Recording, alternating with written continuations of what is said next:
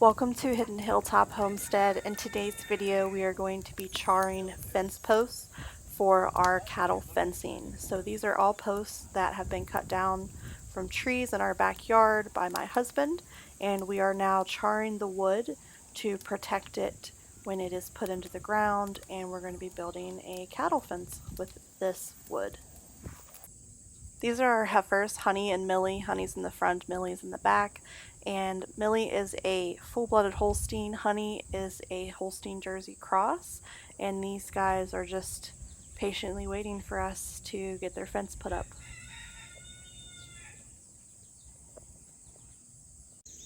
We also have some supervision here from the goat trio. We have Maple in the front, Tilly's behind her, and then Hercules is off to the left.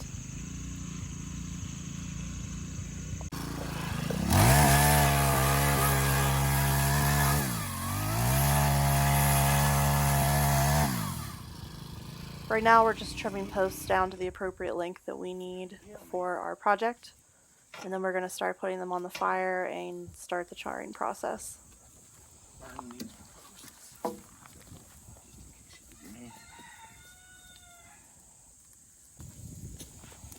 So most of these posts are 8 foot long. I think we do have a few 10-footers. We're going to be building a couple lean-tos to put in our cattle fields along with our fence here. And basically what he's doing is stacking these guys directly on the fire, and he's got a 4-piece grid made out of 4 bigger posts, and that's just to make it to when we are getting to the end of the post, we can roll them along easily out of the fire to quickly and efficiently char the whole thing.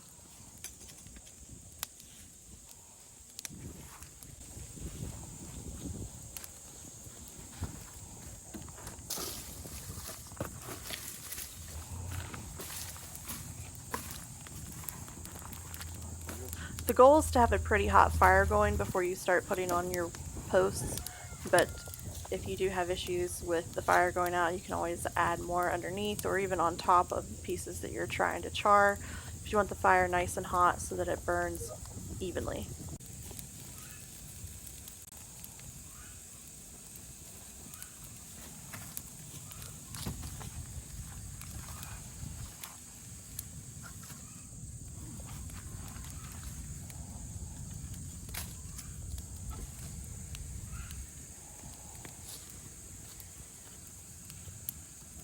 So he's been rotating these posts, and now that the ends are pretty charred, he's going to be moving them so that we can continue burning all the way up the post.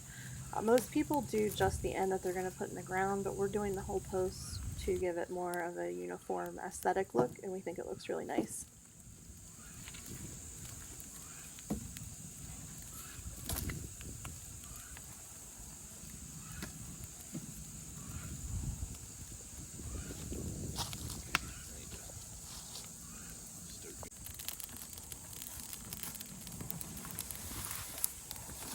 And here's just an example of trying to keep the fire hot. He's adding a few more smaller sticks on top of the posts, which isn't a big deal. We're just trying to get the fire to spread out and make it to where we can burn everything a little bit faster.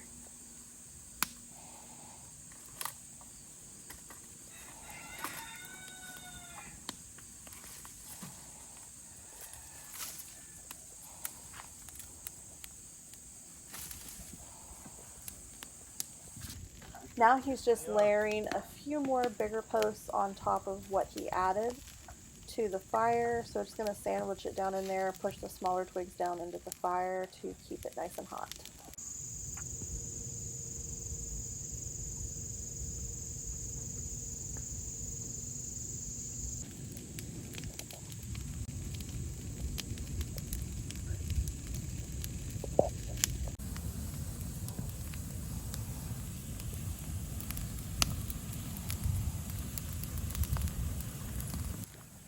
These are getting nice and charred, so he's just continuing to push them through the fire and out over onto that support post.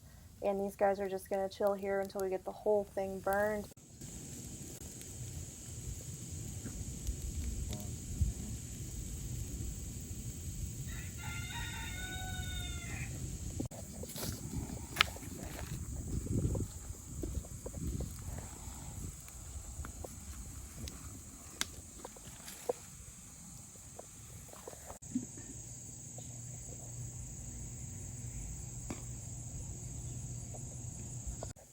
And here's the finished product. So we have several posts that we burned the other day, and we've been adding the new ones on top. As you can see, they're still smoldering, but we do have an assortment. I think we have some ash and cherry, and I want to say some walnut in here as well. It's just exciting that we could make these and save ourselves a lot of money by doing it all here on the homestead.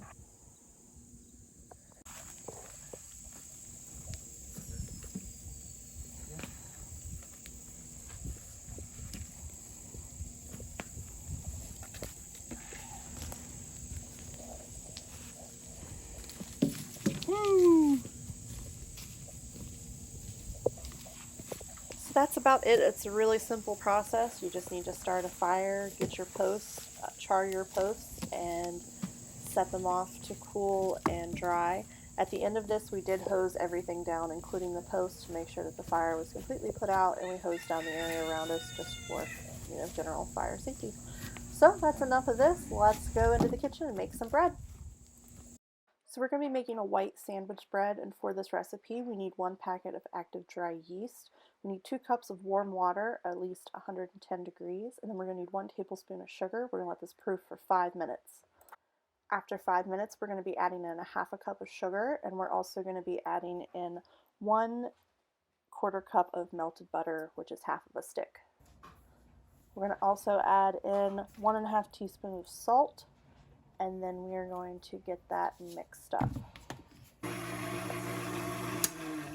After mixing for about 1 minute, we're going to start adding in our flour. We're going to be adding in a total of 5 cups, and we're going to be adding it 1 cup at a time, making sure to incorporate it as we go to avoid lumps and clumps.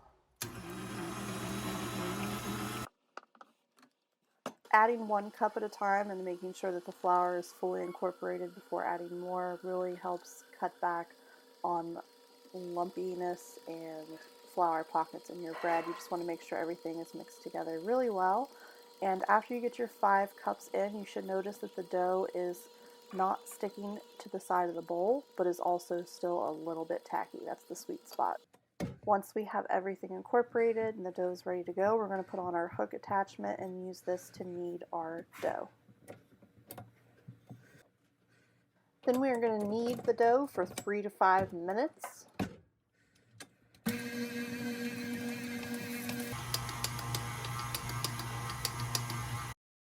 I'm using some vegetable shortening to grease my bowl. If you have Pam or vegetable oil or even butter, you can use that as well. I'm doing the whole bowl to make sure that none of the dough sticks to it as it rises. We're going to plop our dough here into the bowl, and then we're going to cover this and let it rise for 1 hour.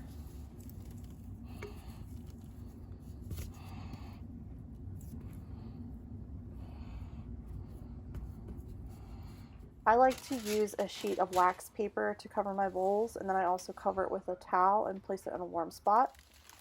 After an hour, we should be doubling in size. Looking good. We're going to punch that down, fold it into itself a little bit, and then we are going to split this in half and put it into our loaf pans to raise for another 30 minutes. So here we are. We're going to cover these guys up again using the same wax paper and the same towel, and we're going to let these set for another 30 minutes. Alright, these guys are ready to go in the oven at 350 for 25 minutes. I did put a slit down the middle for decoration. We'll see how that turns out. While these guys are baking, I'm just going to get my cooling racks ready using the same wax paper, and then I'm just putting a regular cooling rack on top.